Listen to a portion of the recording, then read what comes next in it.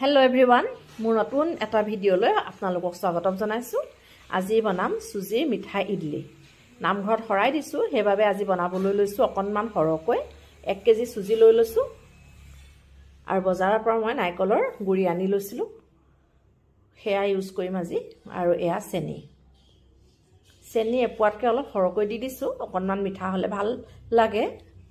আৰু এয়া ঘিউ, গৰু ঘিউ অকনমান হৰকৈ দিছো। যেহেতু মোৰ বস্তুখিনি হৰ, হেবাবে প্ৰতিটো বস্তুৱে মোৰ অকনমান হৰকৈ দিবলগীয়া হৈছে। প্ৰায় 80টা মান বনাম বুলি ভাবিছো ইডলি। এয়া এতিয়া বেকিং পাউডাৰ 2 চামুচ দি দিলো আৰু এয়া এতিয়া গাখীৰ প্ৰায় মই 2 লিটাৰ মানেই দিছো। এতিয়া ভালকৈ হেতাখনে লৰাই থাকিম ধুনীয়াকৈ। গোটেই বস্তুখিনি ধুনীয়া এটা মিশ্ৰণ কৰি লম। আপোনালোকে বনায়নে বাৰু ইডলি?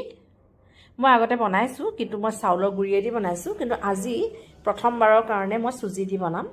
আৰু সুজি দি বনালে অকনমান গাখীৰটো বেছি লাগে বুলি কয়। হয়ও কথাটো, মই প্ৰায় 2 লিটাৰ মান গাখীৰেই দিছো। এয়া এতিয়া দেখিছেনে কি ধুনীয়া এটা বেটাৰ হৈছে। আৰু এনেকৈ মই এৰাতিৰ কাৰণে ফ্ৰিজত ভৰাই থম, তেতিয়া আৰু ধুনীয়াকৈ ফুলিব। এয়া পিছদিনাখন উলিয়াই মই আকৌ অকনমান ঘিউ দি দিছো। ঘিউ দি আকৌ লৰাই দিছো আৰু এতিয়া ইডলি ষ্টেণ্ডটো লৈ লৈছো আৰু এইদৰে ঘিউ অকনমান দি ভালকৈ সানি লৈছো।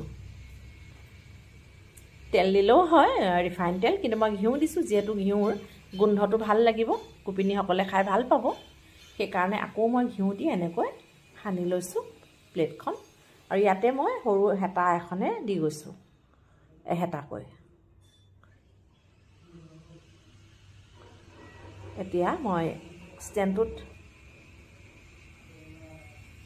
ভৰাই পাতি দিম, প্ৰায় 8 মিনিট মান থম।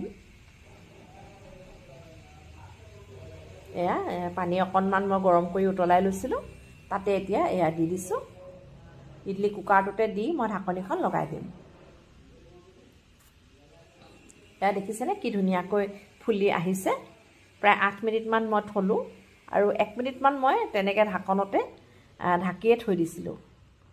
আৰু এয়া এতিয়া সব কি ধুনীয়াকৈ সুন্দৰকৈ ফুলি উঠিছে। আপোনালোকে বনায়নে বাৰু সুজিয়েদি? মই এবাৰ প্ৰথম বনালো সুজিয়েদি, কিন্তু খুব ধুনীয়া হৈছিলে, মিঠাও খুব ভাল হৈছিলে আৰু গোপিনীসকলে বিশেষকৈ খাই ভাল পালে। এয়া মোৰ 80টা ইডলি পিঠা মই কমপ্লিট কৰি ললো 1 কেজি সুজিত। আজিৰ মোৰ ভিডিঅ'টো এয়াই আছিল। আকৌ নতুন ভিডিঅ'ত তেন্তে লগ পাম। কেনেকুৱা লাগিলে ভিডিঅ'টো